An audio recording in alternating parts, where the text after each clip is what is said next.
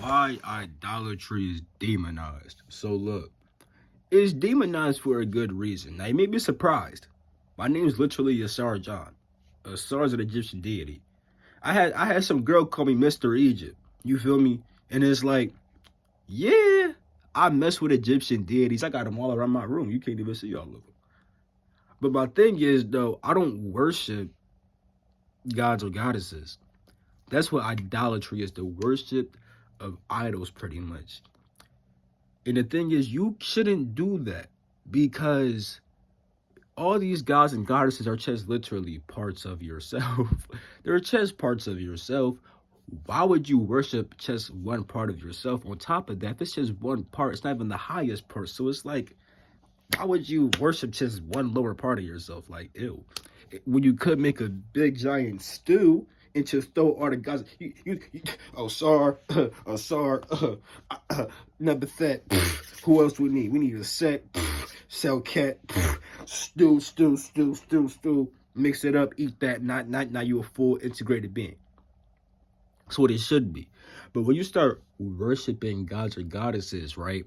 You can start literally going down a path that literally leads you to be deceived. And the reason why is because these gods and goddesses have no form. You always get told to go beyond the image. The image is just for your mind to invoke both sides of your brain. Because the thing is, right, you have the logical side and the more emotional, creative side, right? When you see an image, right, it invokes your right brain instead of just only your left brain being invoked by just reading a book, like saying, this part of yourself does this, and that. When you see an image, it invokes both parts. Now you have the intellectual shit going on and the creative, emotional shit going on. You feel me? So it invokes both parts of your brain. Now, with that being said, though, it's just for your imagination. You're supposed to go beyond the image. Like in your dreams, if you imagine a god or goddess, that's cool.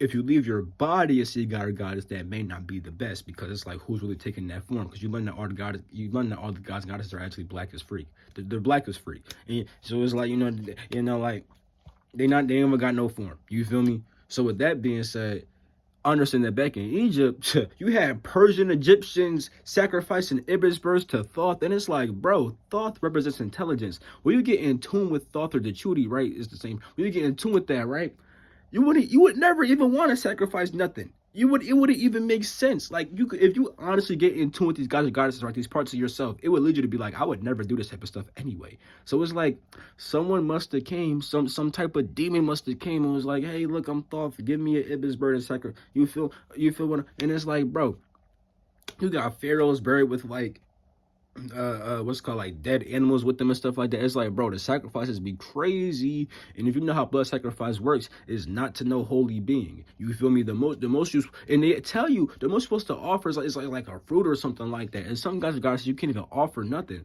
Like for example with Ra, the spirit, right? You can't offer Ra anything but pretty much yourself, because the spirit is so non-physical. It's like, what are you giving it? Like, you can't give it nothing. You make offerings to lower deities, but you don't even have to do that. The main thing you offer is just yourself, aka you pretty much open your mind to understand this part of yourself and integrate that with inside yourself, then become a holistic being. You know? And then when you do the devotion, praying stuff, that's just to literally build your feelings to this god or goddess. Because like I said, if you have an image, you can see something, you're like, oh, yeah, I can't see God, but I can see Ra. And if I devote myself to Ra and pray to Ra, stuff like that, right, it helps me build this feeling towards this image that if I don't have the image anymore, I still have the feeling. And because I still have that feeling, it hooks me up to the spirit. Because whenever the spirit communicates, not through Ra, just as the regular spirit, when the spirit communicates to me, I'll be able to know off the feeling. Because here's the thing you got to realize. These gods and goddesses are really like dimensions, bro. They're like dimensions. Because if you were to get into with Osiris, right, many different beings, spirits, entities, whatever, can come through you and help you while in tune with that part of yourself. You feel what I'm saying? Think of these Jones like dimensions, bro. They can consist of several different beings. You feel me? It's not just that one god or goddess, bro. It's just a certain aspect of creation that can have many different, like I said, entities, spirits, beings inside of that, and they're not all going to just be evil. Like, no, like if you're getting in tune with your soul, right, and with Isis, the knowledge of your soul, right, you're likely getting in tune with your own spirits and stuff like that. You feel me? That's just gonna lead you to get to that. It's just going to lead you to get in tune with your soul.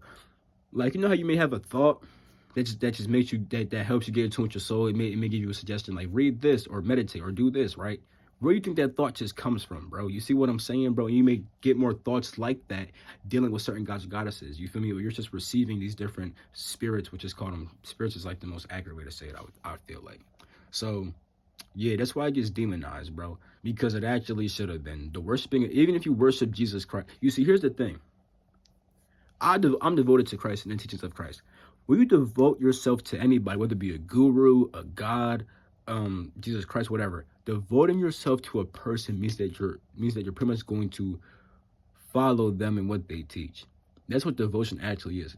It's not supposed to be a worship of all hail you, all hail you. I'm still gonna do what the freak I want, but I'll still worship you though. No.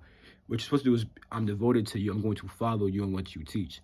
Now, when you worship all hail, right? Then if the demon take the form of Jesus Christ and taught to you, what's going to happen then? Now, the thing is, I don't know if a demon could take the form of Jesus Christ. I'm not going to lie. But at the same time, it's like, bro, there's mad people who did some evil-ish in the name of Christ. So it's like,